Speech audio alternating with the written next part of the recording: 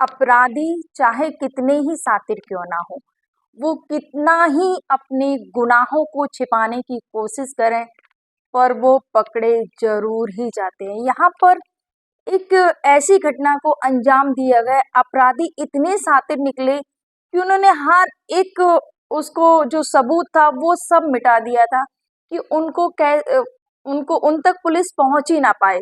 लेकिन कितने भी अपराधी शातिर हों, कोई ना कोई तो गलती करते हैं।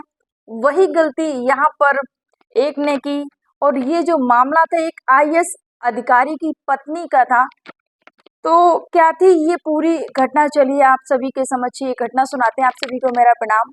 मैं सरिता राठौर। कैसे हैं आप सभी? उम्मीद करते हैं आप सब अच्छे होंगे, अपना और अपनी फैमिली का ध्यान रख रहे होंगे। फ्रेंड्स, ये जो घटना है उत्तर प्रदेश के लखनऊ की है, जो कि retired IAS officer Devendra Dubey, उनकी पत्नी मोहिनी दुबे, जिनकी देवेंद्र दुबे मॉर्निंग में जाते हैं 7 बजे गोल्फ खेलने के लिए, एक ड्राइवर को लेके जाते हैं, ठीक है। उसके बाद में वो जब वापस आते हैं तो वो देखते हैं जो उनकी पत्नी है मोहिनी दुबे, उनकी हत्या हो गई है। उनकी जो बॉडी है वो पड़ी हुई है बाथरूम में। जब ये देखते हैं तो वो चौंक जाते हैं और तुरंत पुलिस को फोन करते हैं। वहां पर तुरंत वहां पुलिस पहुंचती है। वहां देखते हैं कि जो भी घर में ज्वेलरी थी, सारे दरवाजे खुले पड़े हैं अलमारियों के, सब ज्वेलरी, पैसे, सब नकदी, सब कुछ वहां से गायब है। और तो और सीसीटीवी जो कैमरे लगे हुए थे, उनकी जो डीवीआर थी वो कि दरवाजे के पीछे रहती थी। उसका बाहर वाले को किसी को अंदाजा नहीं था कि बाहर उसकी डीवीआर रहती। लेकिन इसने जिसने भी इस घटना को अंजाम दिया था वो कोई ना कोई घर का ही व्यक्ति था, कोई ना कोई जानने वाला था जिसने इस पूरी घटनाक्रम को अंजाम दिया था।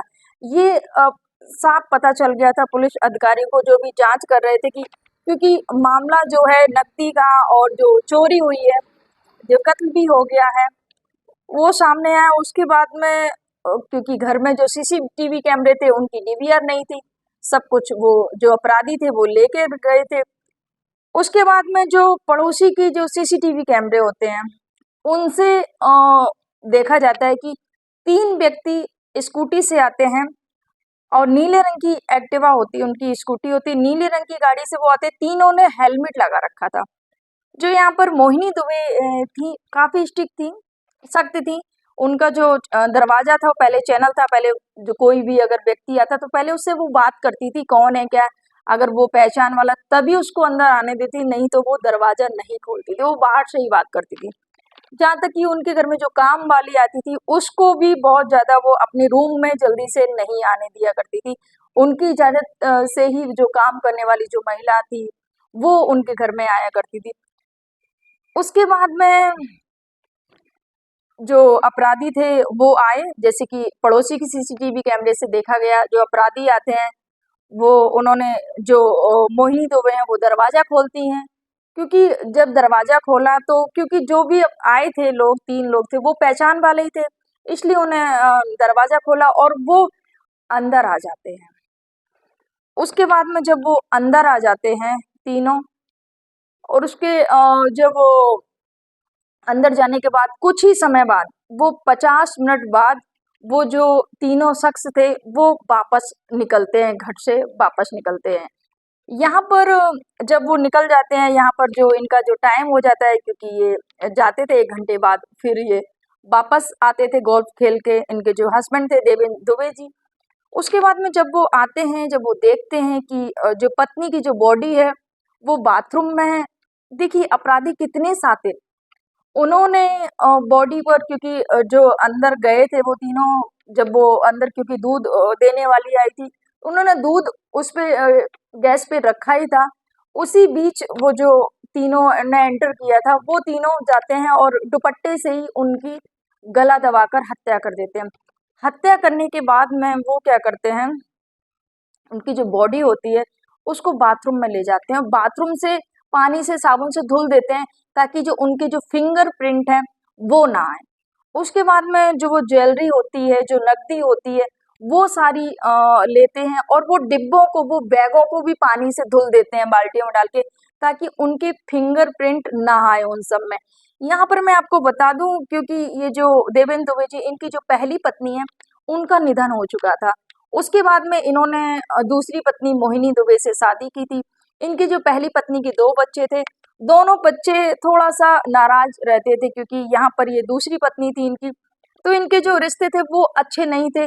तो यहाँ पर ये भी संदेह गया कि दोनों बच्चे अलग अलग, दोनों अपने पैरों पर खड़े थे, लेकिन थोड़े से नाराज रहते थे। यहाँ पर इन्होंने एक अपनी जमीन बेची थी, जो कि 90 लाख रुपए की जो जमीन बेची थी। तो उनका देवेंद्र दुबे जी का कहना था कि ये तीनों तीनों लोगों में, दोनों बच्चों में और पत्नी में डिवाइड कर देंगे। लेकिन यहाँ पर जो पत्नी थी वो बोल रही थी कि नहीं, बच्चों को नहीं देनी, अभी अपने पास ही रखना है, किसी को नहीं देना है। उनकी पत्नी का ऐसा कहना था, मोहिनी दुबे का। उसके बाद में, क्योंकि जिन्होंने इस घटना को अंजाम दिया था उनको पता था कि घर में रुपए रुपए भी हैं, नकदी भी है, जेवर भी है। उसके बाद में ये जब घटनाक्रम आई सामने, जो अपराधी होते हैं सब कुछ बाथरूम में जाके धुल देते हैं, फिंगरप्रिंट मिटा देते हैं, और जब वो घर से निकलते हैं तो जो सीसीटीवी कैमरा का जो डीवीआर होता है, जिसमें पूरा सीसीटीवी कैमरा का रिकॉर्ड होता है, वो दरवाजे के पीछे था। उसको भी वो वहां से निकाल के ले जाते, ताकि कोई भी सबूत ना रहे कि आखिर कौन था, क्या था, वो पकड़े ना जाए। उसके बाद में जब पुलिस ने पड़ोसी के सीसीटीवी कैमरे चेक किया, देखा, और वो जो गाड़ी थी जो उनकी, जिससे वो आए थे तीनों, वो नीले कलर के, उस पर उन्होंने फिर काम करना शुरू किया। ये गाड़ी कहाँ तक जाती है, जहां जहां सीसीटीवी कैमरे लगे थे उनको खंगालना शुरू किया, ये गाड़ी कहाँ तक जाती है। 15 किलोमीटर तक जाते हैं, देखते हैं। उसके बाद में जो गाड़ी रुकती है नीलमत्था जगह पर, वहां गाड़ी रुकी। जब नीलमत्था जगह पर वो जब गाड़ी रुकती है, तो जो देवेंद्र दुबे से पूछा जाता है कि यहाँ पर कोई आपका रिलेटिव रहता है क्या, यहाँ पर गाड़ी रुकी थी। जब उन्होंने बताया कि नीलमत्था जगह पर, तो उन्होंने बोला कि हाँ, मेरा ड्राइवर रहता है अखिलेश वहां पर। तो पुलिस जो थी, और उनको जो सबूत गहरा रहा था कि हाँ, कुछ ना कुछ तो इसमें।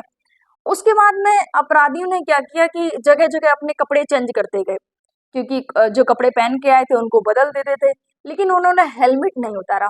उसी में से इस गर्मी के दौरान, इतनी गर्मी जो पड़ रही है, क्योंकि ये जो मामला है 25 मई का है, गर्मी में एक को बहुत ज्यादा गर्मी लगती है, जो साथी होता है उसको बहुत ज्यादा गर्मी लगती है। तो वो क्या करता है कि एक पल के लिए अपने हेलमेट को उतार देता है। जब हेलमेट को उतार देता है और जब आगे बढ़ता है, तो उसी में उसकी जो सीसीटीवी कैमरे में फोटो आ जाती है।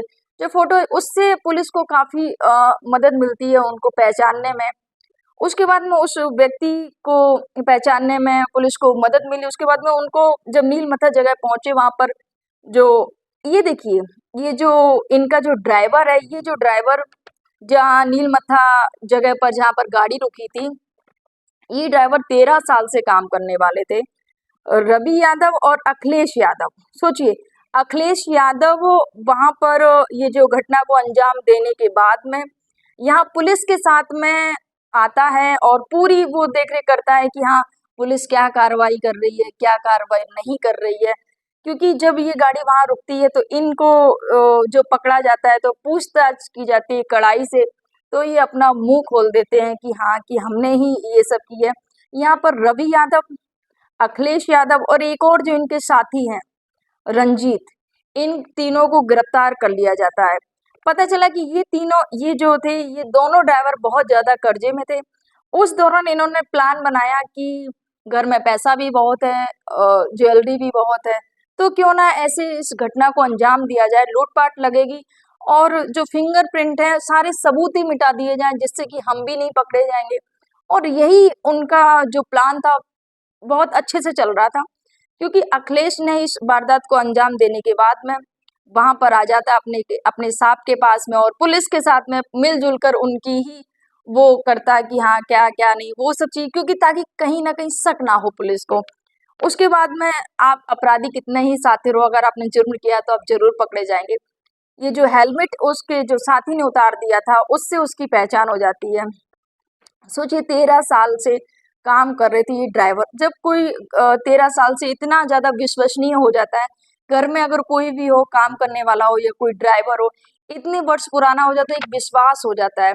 अभी कुछ दिन पहले दिल्ली की घटना आई थी, वो भी महिला 24 साल से जिस घर में काम कर रही थी, उसी घर को उस जो मालिक होते हैं, जो डॉक्टर थे, उनकी हत्या करवा देती है। तो ये आजकल किस पर विश्वास किया जाए, किस पर विश्वास ना किया जाए, ये तो बहुत ज़्यादा सोचनीय विषय हो गया। क्योंकि इतने साल पुराने जब सदस्य हो जाते हैं तो वो अपने घर के सदस्य जैसे हो जाते हैं।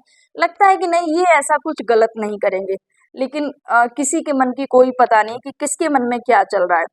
उसके बाद में इनको जब पूछताछ की जाती है, फिर इन्होंने पूरा सब कुछ बोले कि ऐसे ऐसे करके हमने इस घटना को अंजाम दिया, और पुलिस को कोई भी लीड ना मिले, उस वजह से इन्होंने ये जो बाल्टी में सब कुछ धुल दिए जो जहाँ पर चोरी की थी। फिर पकड़ा गया, इन जब तीनों को पकड़ा गया, उसके बाद में पुलिस बोले कि कहाँ पर है। पुलिस ने पूछा ये जो चोरी किया हुआ सामान है वो कहाँ पर है, नकदी है, जेवर है, वो कहाँ पर है। तो इन्होंने बताया कि झाड़ियों में छिपा दिए हैं, झाड़ियों में छिपा दिए। फिर पुलिस ने वहां पर झाड़ियों से जो सामान था, जो जेवर, जो रुपए थे, वो फिलहाल बरामद कर लिए गए हैं, और इनको फिलहाल गिरफ्तार कर लिया गया है, तीनों को। यहाँ पर फ्रेंड्स सोचिए, एक आईएएस अधिकारी की पत्नी, उनकी इस प्रकार से ये चाल चल के सातराना तरीके से हत्या कर देते हैं।